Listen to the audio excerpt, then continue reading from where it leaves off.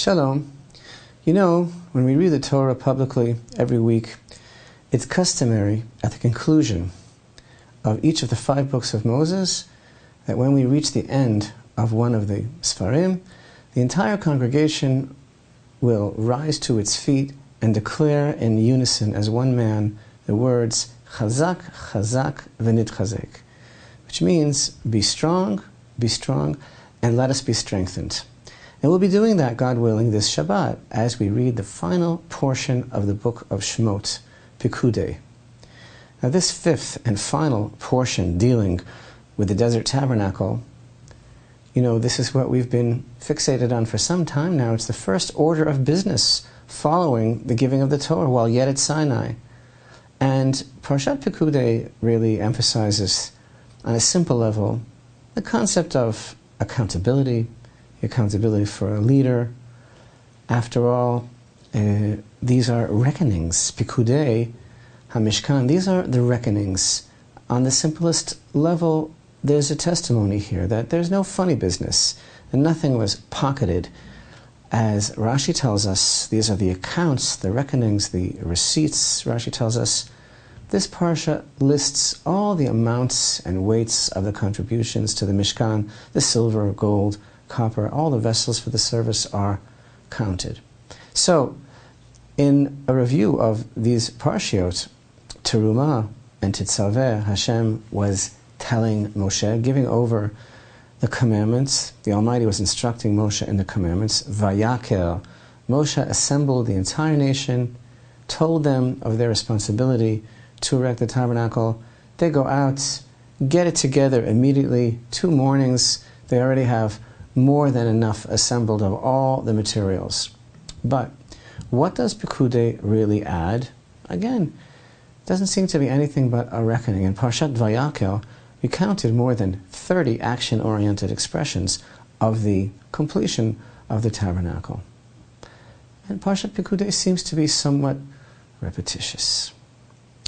You know, this whole adventure of the Exodus from Egypt, let's start earlier, the whole adventure of the creation of man and the formation of the nation of Israel in the belly of the beast in the land of Egypt and its miraculous exodus, and now the establishment of the tabernacle. All of this is about belief in God. And belief in God informs everything that we do as a people. And yes, precisely, we are a people, not a religion. To have a religion, you know, it's very cute. We do this and we do that. We have this ritual. But this is not about religion. We're a people. And from this point on, everything that we will be doing from this point of where we're reading now in the Torah, everything will be as a national strategy, a national consensus and purpose. We're going to be following the pillar of cloud, the pillar of fire to our final destination. But, yes, it's true, we sure are spending a lot of time on this subject of the tabernacle.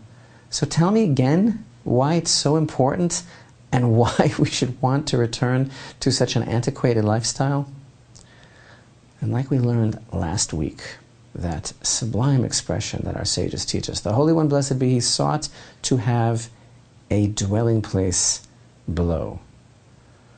The whole thing here is about establishing a place for God to dwell in on earth. But what does that really mean? Actually, this whole concept of living with God like a neighbor in our midst, what a difference it makes to everything. You know that our sages emphasize that the establishment of the tabernacle is considered like the perfection of existence. Everything has been leading up to this moment. Why? Why is it described in such a bold way? Because we prove that it was all worthwhile. That creation, after all, was worthwhile. Just because of the fact that we are willing to let God in and to be focused and to be in acknowledgement and to be centered on that purpose of our lives, that shows that everything was worthwhile. And that, indeed, is the perfection of man, the perfection of creation. And another way of understanding those words, that beautiful tradition, words that we'll be repeating this Shabbat, words that we recite when we conclude every one of the 5 books of the Torah, Chazak, Chazak, V'nit Chazek, be strong, and let us be strengthened. Another way of understanding that is simply a job well done. And how forlorn and bereft must be a godless existence. Take it from me, said Hunter S. Thompson, father of gonzo journalism, in the horrid Fear and Loathing in Las Vegas. Take it from me, he said, there's nothing like a job well done except the quiet, enveloping darkness at the bottom of a bottle of Jim Beam after any job done any way at all.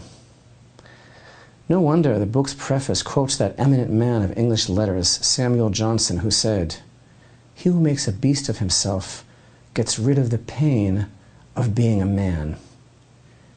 It is precisely because we are men and not beasts that we are commanded to erect that tabernacle wherein we separate the species of man as elevated above the rest of creation.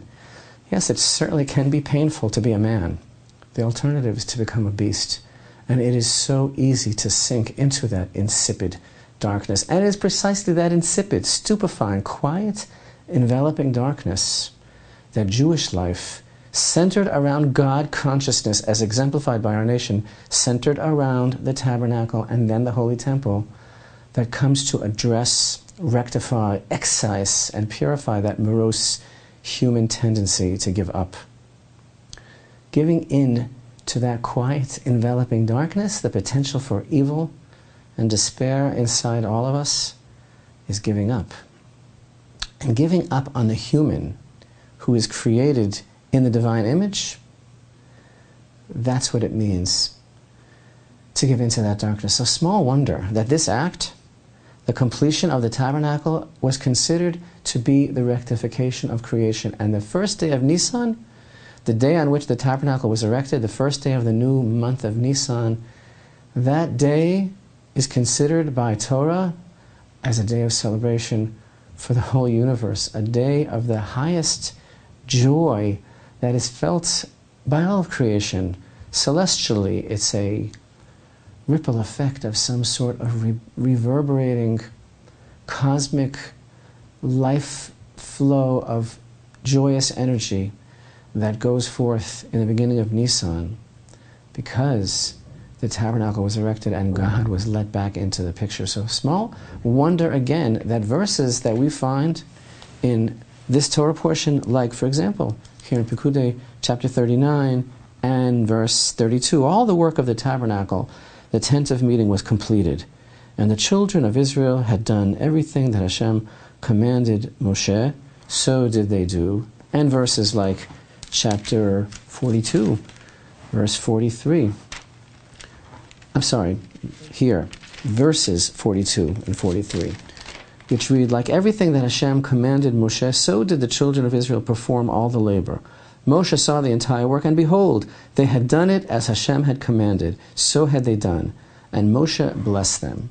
Small wonder that these verses are so, shall we say, almost uncannily reminiscent of Genesis 1, verse 31, which reads, and God saw all that he had made, and behold, it was very good. And in the beginning of chapter 2 of Genesis, where we read, thus the heaven and the earth were finished, and all their array. By the seventh day God completed his work which he had done, and he abstained on the seventh day from all his work which he had done. God blessed the seventh day and sanctified it. These verses are a parallel, because the establishment, the completion, the erection of the tabernacle is a parallel universe, and it's a parallel to the creation itself, because this is the next stage of creation. It's like there are two stages. There is pre-tabernacle and there is post-tabernacle. And post-tabernacle is the confirmation that it really was a very good idea indeed to bring man into the world just for the purpose of him being able to know that there's a creator, that there's a God in the world. This celebrated educator, Horace Mann, he said, "Be ashamed to die until you have won some victory for humanity. Chazak, chazak, v'nit chazek. Be strong, and let us be strengthened." The building of the tabernacle is a victory for all humanity. And besides all this, here in Parshat Perkudei, there is some music to my ears, because there are 17 more times where there is an action-oriented expression. Vayas, vayasu, he made, or they made. All of the aspects of the tabernacle are accounted for, and they did not materialize magically. They did not descend from heaven. They were made in the desert. And notice that the people of Israel did not recriminate or excuse themselves or debate the merits or establish exploratory committees or gear up other committees to reject the findings of the first. They actually made the tabernacle. And you know, there's an interesting comment that Rashi makes here at the end of this Torah portion on the words, "Now they brought the Mishkan to Moshe." You see, they could not erect it, Moshe said. So Moses had actually done no work in the Mishkan himself, the others had. So the Holy One, blessed be He, said he left the task of erecting it to Moshe himself, of erecting the Mishkan. And no human being could erect it by himself because of the heaviness of the planks. No human was strong enough to put them up. But Moshe somehow was able to. So Moshe said before the Holy One, blessed be He, all this, the tradition that Rashi mentions, this homiletical teaching. Moshe said before the Holy One, blessed be He, how is it possible for a human being to erect it? And so God replied, actually, Moshe, you just do with your hands as if you're doing it, and you'll appear to be erecting it, but it will actually arise by itself. And this is the meaning of what it says in the verse, Exodus 40:17, the Mishkan was set up. Rashi says it was set up by itself. So Rashi cites from the famous Midrash of Rabbi Tanchuma. It's actually a perfect teaching. I'll be satisfied with that. Rashi is saying that Hashem said to Moshe, you know what? I'm really doing it, but you just go through the motions and everyone will think that you did it, but you're right, you can't do it, I'll do it. You know what?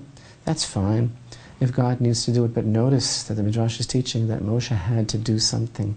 At least he had to go through the motions, at least he had to use his hands. And so when we are ready to take all of this so seriously and realize that we have the opportunity to facilitate the rectification of creation and to actually validate our own humanity, and in the words of Horace Mann, to actually achieve some victory for humanity by being the model nation that we can be, centered around God consciousness by erecting the Holy Temple, we can go through the motions, and whether we do it ourselves or if others would like to say, even though it says so many tens of times in these Torah portions that we've been enjoying all these weeks that we did it, like others like to say that God will do it, fine, let God do it, but at least let's act like we're doing it, and together with that holy partnership we can bring about, God willing, the continuation of creation, the rectification